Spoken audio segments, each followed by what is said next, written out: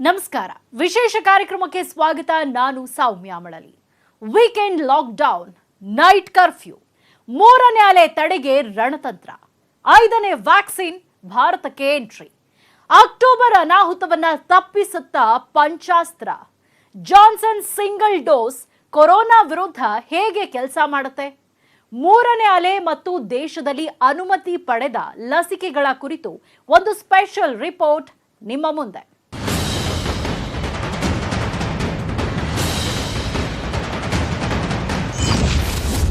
Weekend lockdown, night curfew, ಹೇಗಿದೆ ಮೂರನೇ ಅಲೆ ತಡೆಗೆ ರಣತಂತ್ರ?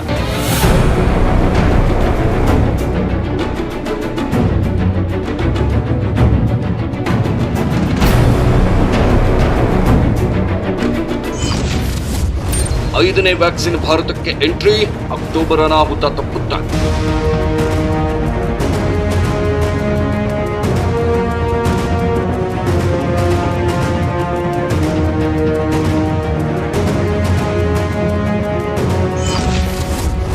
ಸಿಂಗಲ್ ಡೋಸ್ ಜಾನ್ಸನ್ ಹೇಗೆ ಕೆಲಸ ಮಾಡುತ್ತೆ ಗೊತ್ತಾ?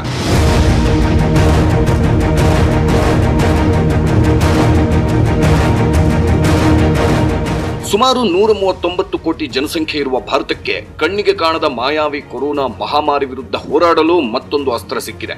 ಕೊರೋನಾ ವಿರುದ್ಧ ಭಾರತ ಇದುವರೆಗೂ ಪ್ರಯೋಗಿಸುತ್ತಿದ್ದ 4 ಅಸ್ತ್ರಗಳ ಬತ್ತಳಿಕೆಗೆ ಇದೀಗ 5ನೇ ಅಸ್ತ್ರವೂ ಸೇರಿದೆ. ಜಗತ್ತಲ್ಲಿ ಕೊರೋನಾ ಹಿಮ್ಮೆಟ್ಟಿಸಲು ಇರೋ ಅಸ್ತ್ರ ಅಂದ್ರೆ ಅದು ಲಸಿಕೆಯೊಂದೇ. ಭಾರತದಲ್ಲಿ ಈಗಾಗಲೇ 4 ಲಸಿಕೆಗಳ ಬಳಕೆಗೆ ಅನುಮತಿ ಸಿಕ್ಕಿದೆ. ಇದೀಗ ಜಾನ್ಸನ್ ಲಸಿಕೆ ದೇಶದಲ್ಲಿ 5ನೇ ಅಸ್ತ್ರವಾಗಿ ಭಾರತದ ಕೊರೋನಾ ಹೋರಾಟಕ್ಕೆ ಸಾಥ್ ಕೊಡಲು ಸಜ್ಜಾಗಿದೆ.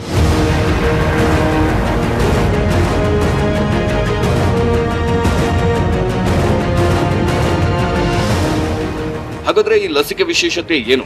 ಕರ್ನಾಟಕದಲ್ಲೂ ಸಿಗುತ್ತಾ ಜಾನ್ಸನ್ ಲಸಿಕೆ? ಕೊರೋನಾ ಮೂರನೇ ಅಲೆ ವಿರುದ್ಧ ಹೋರಾಡಲು ಈ ಲಸಿಕೆ ಎಷ್ಟರ ಮಟ್ಟಿಗೆ ಸಹಾಯ ಮಾಡಲಿದೆ? ಜಾನ್ಸನ್ ಲಸಿಕೆ ಎಷ್ಟು ಪರಿಣಾಮಕಾರಿ? ಅಕ್ಟೋಬರ್ನಲ್ಲಿ ಭಾರತದ ವ್ಯಾಕ್ಸಿನ್ ಬತ್ತಳಿಕೆಗೆ ಸೇರುತ್ತಾ ಇನ್ನೂ ಹೊಸ 4 ಲಸಿಕೆಗಳು, 9 ಲಸಿಕೆಯಿಂದ ದೇಶ ಕೊರೋನಾ ವಿರುದ್ಧದ ಹೋರಾಟ ಗೆಲ್ಲುತ್ತಾ? ಎಲ್ಲ ಪ್ರಶ್ನೆಗೆ ಉತ್ತರ ಕೊಡ್ತೀವಿ. ಆದ್ರೆ ಅದಕ್ಕೂ ಮೊದಲು ಕೊರೋನಾ ಮೂರನೇ ಅಲೆ ಹಿಮ್ಮೆಟ್ಟಿಸಲು ಕರ್ನಾಟಕ ಮಾಡಿದ ರಣತಂತ್ರವೇನು? ವೀಕೆಂಡ್ ಲಾಕ್ಡೌನ್, ನೈಟ್ ಕರ್ಫ್ಯೂ, ಸದ್ಯದಲ್ಲೇ ಇನ್ನಷ್ಟು ಟಫ್ ಆಗುತ್ತಾ ರೂಲ್ಸ್? ಈ ವಿಚಾರಕ್ಕೆ ಸಂಬಂಧಪಟ್ಟಂತೆ ಒಂದಷ್ಟು ಇಂಪಾರ್ಟೆಂಟ್ ಮಾಹಿತಿಯನ್ನ ನಿಮ್ಮ ಮುಂದಿಡ್ತಾ ಇದ್ದೀವಿ ನೋಡಿ.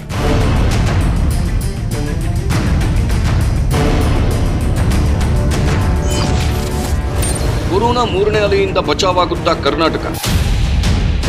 ಆಗಸ್ಟ್ 16ರವರೆಗೆ ರಾಜ್ಯದಲ್ಲಿ ರಾತ್ರಿ 9 ಗಂಟೆಯಿಂದ ಬೆಳಿಗ್ಗೆ 5 ಗಂಟೆಯವರೆಗೆ ನಿತ್ಯ ನೈಟ್ ಕರ್ಫ್ಯೂ ಜಾರಿಗೊಳಿಸಿ ಸರ್ಕಾರ ಆದೇಶ ನೀಡಿದೆ. ಇನ್ನು ಗಡಿ ಜಿಲ್ಲೆಗಳಾದ ಬೆಳಗಾವಿ, ಬೀದರ್, ವಿಜಯಪುರ, ಕಲಬುರಗಿ, ದಕ್ಷಿಣ ಕನ್ನಡ, ಕೊಡಗು, ಮೈಸೂರು, ಚಾಮರಾಜನಗರ ಜಿಲ್ಲೆಗಳಲ್ಲಿ ನೈಟ್ ಕರ್ಫ್ಯೂ ಮತ್ತು ವೀಕೆಂಡ್ ಲಾಕ್ಡೌನ್ ಜಾರಿಗೊಳಿಸಲಾಗಿದೆ. ಹೀಗೆ ಕರ್ನಾಟಕ ಮೂರನೇ ಅಲೆಯಿಂದ ಬಚಾವಾಗಲು ಈಗಿನಿಂದಲೇ ರಣತಂತ್ರ ಹೂಡಿದೆ. ಅಷ್ಟಕ್ಕೂ ಕರ್ನಾಟಕ ಈಗಲೇ ಎಚ್ಚೆತ್ತುಕೊಳ್ಳಲು ಕಾರಣವೂ ಇದೆ. ಅದೇನೆಂದ್ರೆ, ಪಕ್ಕದ ಕೇರಳದಲ್ಲಿ ಕೊರೋನಾ ಸೋಂಕು ಕಂಟ್ರೋಲ್ಗೆ ಸಿಗುತ್ತಿಲ್ಲ. ನಿತ್ಯ 20,000ಕ್ಕೂ ಹೆಚ್ಚು ಕೇಸ್ ಕೇರಳದಲ್ಲಿ ಪತ್ತೆ ಆಗ್ತಿದೆ. ಇನ್ನು ಮಹಾರಾಷ್ಟ್ರದಲ್ಲೂ ಅಷ್ಟೇ, ಡೈಲಿ 6,000ಕ್ಕೂ ಹೆಚ್ಚು ಕೇಸ್ ಪತ್ತೆ ಆಗ್ತಿದೆ. ಹೀಗಾಗಿ ಈ 2 ರಾಜ್ಯಗಳ ಜೊತೆ ಅತಿ ಹೆಚ್ಚು ಸಂಪರ್ಕ ಹೊಂದಿರುವ ಕರ್ನಾಟಕ ಈಗ ಅಲರ್ಟ್ ಆಗದೆ ಇದ್ರೆ ಮುಂದೆ ಅಪಾಯ ಖಚಿತ. ಹೀಗೆ ಪಕ್ಕದ ರಾಜ್ಯದಲ್ಲಿ ಸೋಂಕು ಹೆಚ್ಚಾಗ್ತಿರೋದರ ಪರಿಣಾಮ ಈಗಾಗಲೇ ಕರ್ನಾಟಕದಲ್ಲೂ ಸೋಂಕಿನ ಏರಿಕೆ ಆಗ್ತಿರೋದನ್ನ ಗಮನಿಸುತ್ತಿರಬಹುದು. ಕಳೆದ 1 ವಾರದಿಂದ ನಿತ್ಯ 1,500ಕ್ಕೂ ಹೆಚ್ಚು ಕೇಸ್ಗಳು ಕರ್ನಾಟಕದಲ್ಲಿ ಪತ್ತೆ ಆಗ್ತಿದೆ. ಅದರಲ್ಲೂ ಕೇರಳಕ್ಕೆ ಅಂಟಿಕೊಂಡಿರುವ ದಕ್ಷಿಣ ಕನ್ನಡ ಜಿಲ್ಲೆಯಲ್ಲಿ ಅತಿ ಹೆಚ್ಚು ಕೇಸ್ಗಳು ಪತ್ತೆ ಆಗ್ತಿದೆ.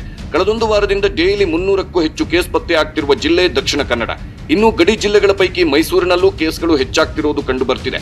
ಮೈಸೂರಿನಲ್ಲಿ ಶನಿವಾರ 141 ಪ್ರಕರಣ ಪತ್ತೆಯಾಗಿದ್ರೆ ಹಾಸನದಲ್ಲಿ 129, ಕೊಡಗಿನಲ್ಲಿ 81 ಕೇಸ್ ಪತ್ತೆಯಾಗಿದೆ. ಹೀಗೆ ಗಡಿ ಜಿಲ್ಲೆಗಳಿಂದಾಗಿ ಇಡೀ ರಾಜ್ಯಕ್ಕೆ ಕೊರೋನಾ ಕಂಟಕ ಎದುರಾಗಬಹುದು ಅಂತ 8 ಜಿಲ್ಲೆಗಳಲ್ಲಿ ನೈಟ್ ಕರ್ಫ್ಯೂ ಜೊತೆಗೆ ವೀಕೆಂಡ್ ಕರ್ಫ್ಯೂ ಕೂಡ ಹೇರಲಾಗಿದೆ.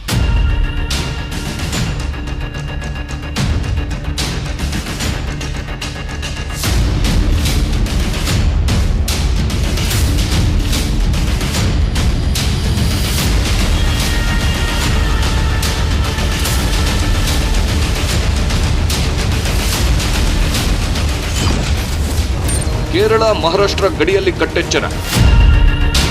ಕೇರಳ ಮಹಾರಾಷ್ಟ್ರ ಗಡಿಯಲ್ಲಿ ಕಟ್ಟುನಿಟ್ಟಿನ ನಿಗಾ ವಹಿಸಲಾಗಿದೆ. ಹೊರ ರಾಜ್ಯದಿಂದ ಬರೋರ ಕೈಯಲ್ಲೇ ನೆಗೆಟಿವ್ ರಿಪೋರ್ಟ್ ಇದ್ರೆ ಮಾತ್ರ ರಾಜ್ಯಕ್ಕೆ ಎಂಟ್ರಿ ಕೊಡಲು ಅವಕಾಶವಿದೆ, ಇಲ್ಲ ಅಂದ್ರೆ ನೋ ಎಂಟ್ರಿ.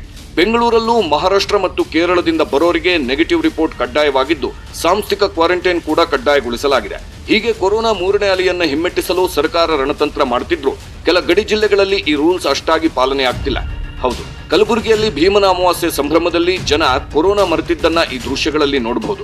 ಕಲಬುರಗಿಯ ಶರಣಬಸವೇಶ್ವರ ದೇವಸ್ಥಾನದಲ್ಲಿ ಜನಸಾಗರ ಸೇರಿದ್ದನ್ನ ನೋಡಿದ್ರೆ 3ನೇ ಅಲೆಗೆ ಜನರೇ ಆಹ್ವಾನ ಕೊಟ್ಟಂತೆ ಕಾಣುತ್ತಿದೆ. ಇನ್ನು ಯಾದಗಿರಿಯ ಮೈಲಾಪುರ ಗ್ರಾಮದಲ್ಲಿ ಜನಜಾತ್ರೆ ಸೇರಿದ ದೃಶ್ಯಗಳು ಇದು ನೋಡಿ. ಮೈಲಾಪುರ ಗ್ರಾಮದ ಮೈಲಾರಲಿಂಗೇಶ್ವರ ದೇವಸ್ಥಾನ ಬಂದ್ ಆಗಿದ್ರು ಮಹಾರಾಷ್ಟ್ರ ಹಾಗೂ ರಾಜ್ಯದ ವಿವಿಧ ಭಾಗದಿಂದ ಸಾವಿರಾರು ಸಂಖ್ಯೆಯಲ್ಲಿ ಬಂದಿದ್ದಾರೆ ಭಕ್ತರು. ಮಹಾರಾಷ್ಟ್ರದಿಂದ ಹೀಗೆ ಬಂದ ಭಕ್ತರು ಕೋವಿಡ್ ನೆಗೆಟಿವ್ ರಿಪೋರ್ಟ್ ಹಿಡಿದು ಬಂದಿದ್ರ ಗೊತ್ತಿಲ್ಲ. ಒಟ್ನಲ್ಲಿ ಹಬ್ಬದ ಗುಂಗಲ್ಲಿ ಜನರು ಕೊರೋನಾ ಮರಿತಿದ್ದಾರೆ, ಮುನ್ನೆಚ್ಚರಿಕೆ ಗಾಳಿಗೆ ತೂರ್ತಿದ್ದಾರೆ ಅನ್ನೋದಕ್ಕೆ ಇದು ಒಂದು ಎಕ್ಸಾಂಪಲ್.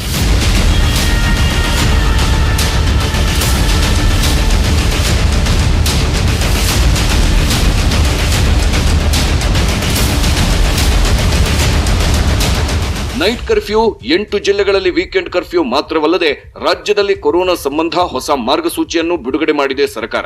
ಈ ಹೊಸ ಮಾರ್ಗಸೂಚಿ ಪ್ರಕಾರ ರಾಜ್ಯದಲ್ಲಿ ಮತ್ತೆ ಧಾರ್ಮಿಕ, ರಾಜಕೀಯ ಸಭೆ ಸಮಾರಂಭಗಳಿಗೆ ನಿರ್ಬಂಧ ಹೇರಲಾಗಿದೆ. ಮದುವೆ ಸಮಾರಂಭದಲ್ಲಿ ಗರಿಷ್ಠ 100 ಮಂದಿಯಷ್ಟೇ ಪಾಲ್ಗೊಳ್ಳಲು ಸರ್ಕಾರ ಅನುಮತಿ ನೀಡಿದೆ. ಅಂತ್ಯ ಸಂಸ್ಕಾರದಲ್ಲಿ 20 ಜನ ಭಾಗಿಯಾಗಬಹುದಾಗಿದೆ. ಇನ್ನು ಜಾತ್ರೆ, ಉತ್ಸವ, ಮೆರವಣಿಗೆ ಸಹಿತ ಗುಂಪುಗೂಡುವಿಕೆ ನಿರ್ಬಂಧಿಸಲಾಗಿದೆ. ಹೀಗೆ ಕೊರೋನಾ 3ನೇ ಅಲೆ ತಡೆಗಟ್ಟಲು ಸರ್ಕಾರ ಸಾಕಷ್ಟು ಕಟ್ಟುನಿಟ್ಟಿನ ಕ್ರಮಗಳನ್ನ ಈಗಿನಿಂದಲೇ ಕೈಗೊಂಡಿದೆ. ಯಾಕಂದ್ರೆ ತಾಂತ್ರಿಕ ಸಲಹಾ ಸಮಿತಿ ಹೇಳೋ ಪ್ರಕಾರ ರಾಜ್ಯದಲ್ಲಿ 3ನೇ ಅಲೆ ಆಗಸ್ಟ್ ಕೊನೆಯ ವಾರ ಅಥವಾ ಸೆಪ್ಟೆಂಬರ್ನಿಂದ ಆರಂಭವಾಗಬಹುದು. 3ನೇ ಅಲೆ ಸೆಪ್ಟೆಂಬರ್ ಅಂತ್ಯ ಅಥವಾ ಅಕ್ಟೋಬರ್ನಲ್ಲಿ ಉತ್ತುಂಗಕ್ಕೆ ಏರುವ ಸಾಧ್ಯತೆ ಇದೆ ಅಂತಾನು ತಾಂತ್ರಿಕ ಸಲಹಾ ಸಮಿತಿ ಎಚ್ಚರಿಕೆ ಕೊಟ್ಟಿದೆ. ಈ ಹಿನ್ನೆಲೆಯಲ್ಲಿ ಈಗಿನಿಂದಲೇ ರಾಜ್ಯ ಸರ್ಕಾರ 3ನೇ ಅಲೆ ತಡೆಗಟ್ಟಲು ರಣತಂತ್ರಗಳನ್ನು ರೂಪಿಸುತ್ತಿದೆ.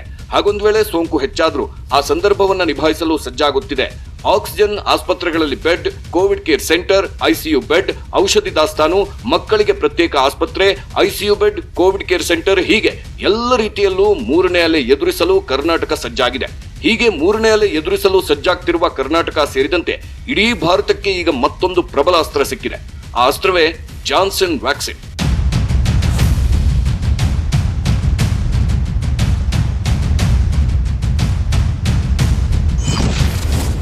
ಬರುತ್ತಿದೆ ಜಾನ್ಸನ್ ಸಿಂಗಲ್ ಡೋಸ್ ವ್ಯಾಕ್ಸಿನ್.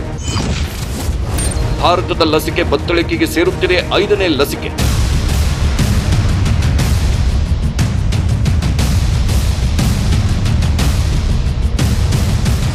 ಭಾರತದಲ್ಲಿ ಈವರೆಗೂ 4 ಲಸಿಕೆಗಳ ತುರ್ತು ಬಳಕೆಗೆ ಅನುಮತಿ ನೀಡಲಾಗಿದೆ.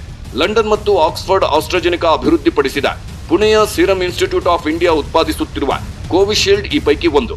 ಮಗದೊಂದು ಹೈದರಾಬಾದ್ನ ಭಾರತ್ ಬಯೋಟೆಕ್ ಅಭಿವೃದ್ಧಿಪಡಿಸಿ ಉತ್ಪಾದನೆ ಮಾಡುತ್ತಿರುವ ಕೋವ್ಯಾಕ್ಸಿನ್ ಲಸಿಕೆ. 3ನೇಯದ್ದು ಸ್ಪುಟ್ನಿಕ್ ವಿ. ರಷ್ಯಾದಲ್ಲಿ ಅಭಿವೃದ್ಧಿಯಾಗಿರುವ ಈ ಲಸಿಕೆಯನ್ನ ಸದ್ಯ ಭಾರತಕ್ಕೆ ಆಮದು ಮಾಡಿಕೊಳ್ಳಲಾಗ್ತಿದೆ.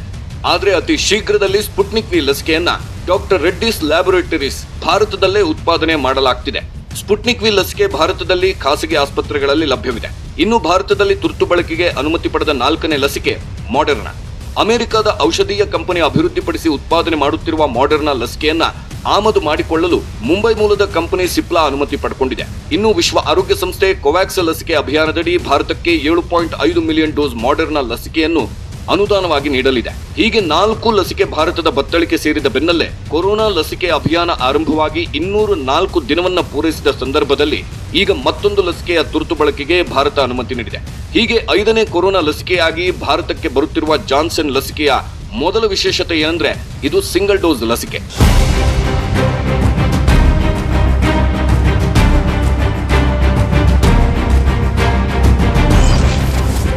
ಕೊರೋನಾ ವಿರುದ್ಧ 85% ಪರಿಣಾಮಕಾರಿ ಜಾನ್ಸನ್ ವ್ಯಾಕ್ಸಿನ್.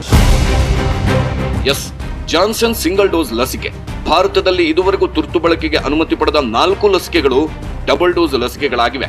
ಆದರೆ ಜಾನ್ಸನ್ ಸಿಂಗಲ್ ಡೋಸ್ ಲಸಿಕೆ. ಈ ಲಸಿಕೆ ಪಡೆದವರಲ್ಲಿ 28 ದಿನಕ್ಕೆ ಪ್ರಬಲ ಪ್ರತಿಕಾಯಗಳು ಉತ್ಪತ್ತಿಯಾಗುತ್ತವೆ ಅಂತ ಈ ಲಸಿಕೆ ಕಂಡು ಹಿಡಿದ ಜಾನ್ಸನ್ ಅಂಡ್ ಜಾನ್ಸನ್ ಕಂಪನಿ ಹೇಳಿಕೊಂಡಿದೆ. ಇನ್ನು ಜಾನ್ಸನ್ ಲಸಿಕೆ ಕೊರೋನಾ ಸೋಂಕಿನ ಗಂಭೀರತೆಯಿಂದ ಪಾರು ಮಾಡುವುದಲ್ಲದೆ 93.1% ಸೋಂಕಿತರು ಸಾವಿಗೀಡಾಗುವುದನ್ನು ತಡೆಯುವಲ್ಲಿ ಯಶಸ್ವಿಯಾಗಿದೆ ಅನ್ನೋದು ಈ ಹಿಂದೆ ನಡೆದ ಅಧ್ಯಯನಗಳಲ್ಲಿ ಕಂಡುಬಂದಿದೆ ಅಂತ ಜಾನ್ಸನ್ ಅಂಡ್ ಜಾನ್ಸನ್ ಕಂಪನಿ ಹೇಳಿಕೊಂಡಿದೆ. ಹೀಗೆ ಕೊರೋನಾ ವಿರುದ್ಧ ಹೋರಾಡುವಲ್ಲಿ 85% ಯಶಸ್ವಿಯಾಗಿದೆ ಎನ್ನಲಾದ ಜಾನ್ಸನ್ ಲಸಿಕೆ ಬಯೋಲಾಜಿಕಲ್ ಇ ಲಿಮಿಟೆಡ್ ಜೊತೆಗೆ ಪೂರೈಕೆ ಒಪ್ಪಂದದ ಅಡಿಯಲ್ಲಿ ಭಾರತದ ಮಾರುಕಟ್ಟೆ ಪ್ರವೇಶಿಸಲು ಸಜ್ಜಾಗಿದೆ. ಇನ್ನು ಜಾನ್ಸನ್ ಲಸಿಕೆಯು ಭಾರತದಲ್ಲಿ ನೀಡಲಾಗ್ತಿರುವ ಉಳಿದ 4 ಲಸಿಕೆಗಳಂತೆ ವಯಸ್ಕರಿಗಷ್ಟೇ ಸೀಮಿತವಾಗಿದೆ. 2021 ಮಾರ್ಚ್ 12ರಂದು ಜಾನ್ಸನ್ ಲಸಿಕೆಯನ್ನ ವಿಶ್ವ ಆರೋಗ್ಯ ಸಂಸ್ಥೆ ತುರ್ತು ಬಳಕೆ ಲಸಿಕೆ ಪಟ್ಟಿಗೆ ಸೇರಿಸಿತ್ತು. ಅಮೆರಿಕ, ಕೆನಡಾ, ದಕ್ಷಿಣ ಆಫ್ರಿಕಾ, ಬಹರೈನ್, ದಕ್ಷಿಣ Korea, Colombia, Australia, Philippines, England, Chile, Malaysia, New Zealand ಸೇರಿದಂತೆ ಹಲವು ದೇಶಗಳಲ್ಲಿ ಜಾನ್ಸನ್ ಲಸಿಕೆಯನ್ನ ನೀಡಲಾಗ್ತಿದೆ.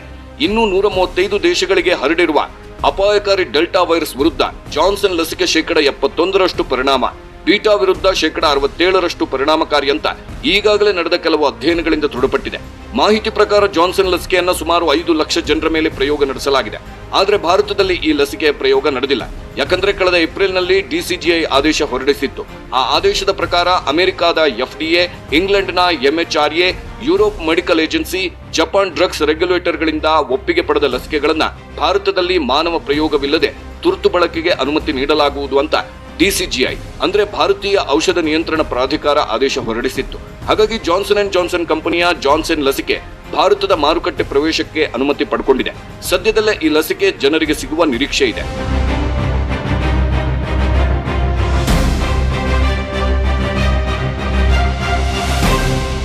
ಅಕ್ಟೋಬರ್ನ ಆಪತ್ತನ್ನ ಎದುರಿಸಲು ಭಾರತದ ಲಸಿಕೆ ಬತ್ತಳಿಕೆಗೆ ಇನ್ನೂ ಹೊಸ ಲಸಿಕೆಗಳು ಸೇರುವ ಸಾಧ್ಯತೆ ಇದೆ.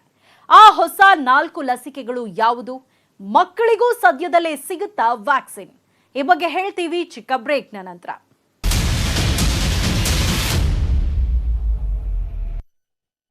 ಕೊರೋನಾ 3ನೇ ಅಲೆ ಆತಂಕದಲ್ಲೇ ಇರುವ ಭಾರತಕ್ಕೆ ಅಕ್ಟೋಬರ್ನಲ್ಲಿ ಇನ್ನೂ 4 ಹೊಸ ಲಸಿಕೆಗಳು ಸಿಗುವ ಸಾಧ್ಯತೆ ಇದೆ. ಆ 4 ಲಸಿಕೆಗಳು ಯಾವುದು? ಮಕ್ಕಳಿಗೂ ಸದ್ಯದಲ್ಲೇ ಸಿಗುತ್ತಾ ವ್ಯಾಕ್ಸಿನ್? ಈ ಕುರಿತಾಗಿ ಒಂದು ರಿಪೋರ್ಟ್ ನಿಮ್ಮ ಮುಂದೆ.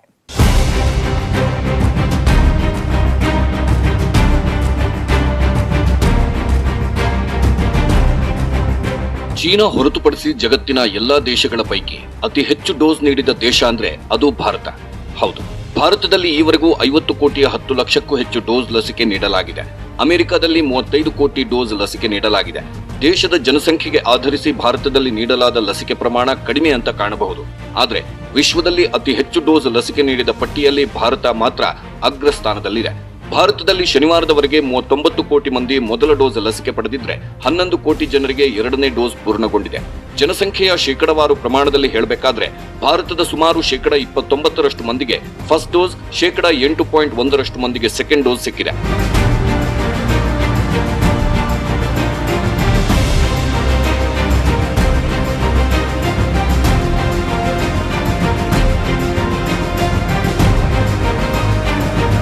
ದೇಶದಲ್ಲಿ 18 ವರ್ಷ ದಾಟಿದ ಸುಮಾರು 86.5 ಕೋಟಿ ಜನರಿದ್ದಾರೆ.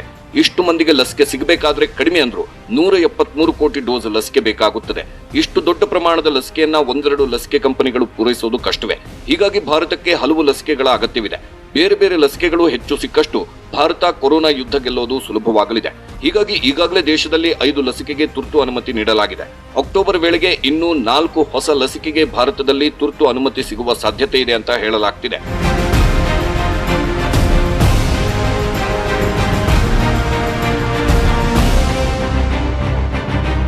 ಹೌದು, ಅಕ್ಟೋಬರ್ನಲ್ಲಿ ಭಾರತಕ್ಕೆ 4 ಲಸಿಕೆ ಸಿಗುವ ಸಾಧ್ಯತೆ ಇದೆ ಎನ್ನಲಾಗಿದೆ. ಹೈದರಾಬಾದ್ನ ಬಯಾಲಜಿಕಲ್ಸ್ ಇ, ಅಹಮದಾಬಾದ್ನ ಝೈಡಸ್ ಕ್ಯಾಡಿಲಾ, ಕೋವೋವ್ಯಾಕ್ಸ್ ಮತ್ತು ಜೆನೌ ಲಸಿಕೆಗಳು ಇನ್ನೆರಡು ತಿಂಗಳಲ್ಲಿ ಭಾರತದಲ್ಲಿ ಸಿಗಬಹುದು ಅಂತ ಹೇಳಲಾಗ್ತಿದೆ. ಈ ಪೈಕಿ ಕೋವೋವ್ಯಾಕ್ಸ್ ಲಸಿಕೆಯನ್ನ ಮಕ್ಕಳ ಮೇಲೂ ಪ್ರಯೋಗ ಮಾಡಲಾಗ್ತಿದೆ. ಅಮೆರಿಕದ ನೋವೋವ್ಯಾಕ್ಸ್ ಕಂಪನಿಯ ಈ ಕೋವೋವ್ಯಾಕ್ಸ್ ಲಸಿಕೆಯನ್ನ ಭಾರತದಲ್ಲಿ ಸೀರಂ ಇನ್ಸ್ಟಿಟ್ಯೂಟ್ ಉತ್ಪಾದನೆ ಮಾಡುವ ಒಪ್ಪಂದ ಮಾಡಿಕೊಂಡಿದೆ. ಅಕ್ಟೋಬರ್ನಲ್ಲಿ ಕೋವೋವ್ಯಾಕ್ಸ್ ಲಸಿಕೆ ವಯಸ್ಕರಿಗೆ ಸಿಗಲಿದ್ದು ಮುಂದಿನ ವರ್ಷ ಈ ಲಸಿಕೆಯನ್ನ ಮಕ್ಕಳಿಗೆ ನೀಡಲು ಒಪ್ಪಿಗೆ ಸಿಗಲಿದೆ ಅಂತ ಸೀರಂ ಸಂಸ್ಥೆಯ ಸಿಇಒ ಆಧಾರ್ ಪೂನಾವಾಲಾ ಕಳೆದ 1-2 ದಿನಗಳ ಹಿಂದೆ ಹೇಳಿದ್ರು. ಹಾಗಾಗಿ ಭಾರತದ ಲಸಿಕೆ ಬತ್ತಳಿಕೆಗೆ ಈ ವರ್ಷಾಂತ್ಯಕ್ಕೆ ಹೆಚ್ಚು ಕಡಿಮೆ 9 ಲಸಿಕೆಗಳು ಸೇರುವ ಸಾಧ್ಯತೆ ಇದೆ. ಬೇರೆ ಬೇರೆ ಕಂಪನಿಗಳು ಬೇರೆ ಬೇರೆ ಲಸಿಕೆಯನ್ನ ಹೆಚ್ಚಿನ ಪ್ರಮಾಣದಲ್ಲಿ ಉತ್ಪಾದನೆ ಮಾಡಿದ್ರೆ ಲಸಿಕೆ ಕೊರತೆಯೂ ನೀಗಬಹುದು.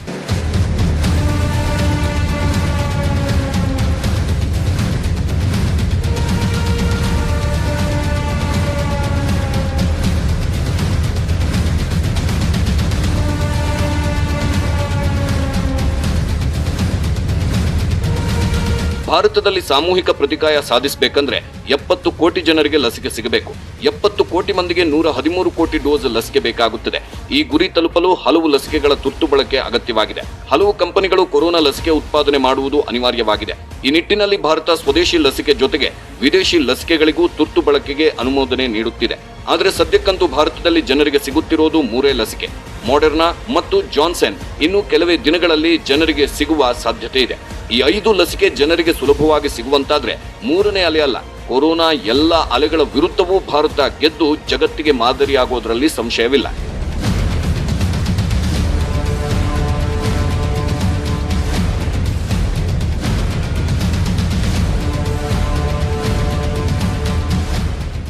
ಸದ್ಯಕ್ಕೆ ಭಾರತಕ್ಕಿರುವ ಸವಾಲು 3ನೇ ಅಲೆ. ಆ ಸವಾಲನ್ನ ಎದುರಿಸಲು ಈಗ 5ನೇ ಲಸಿಕೆ ಲಭ್ಯವಾಗಲಿದೆ. ಆ ಮೂಲಕ ಭಾರತದ ಕೊರೋನಾ ವಿರುದ್ಧ ಲಸಿಕೆ ಅಭಿಯಾನಕ್ಕೆ ಮತ್ತಷ್ಟು ಬಲ ಸಿಕ್ಕಂತಾಗಿದೆ. ಇದಾಗಿತ್ತು ಈ ಹೊತ್ತಿನ ಸ್ಪೆಷಲ್. ನೋಡ್ತಾ ಇರಿ ನ್ಯೂಸ್ 18 ಕನ್ನಡ. ಜಾಲ ನಮ್ಮದು, ಬಲ ನಿಮ್ಮದು.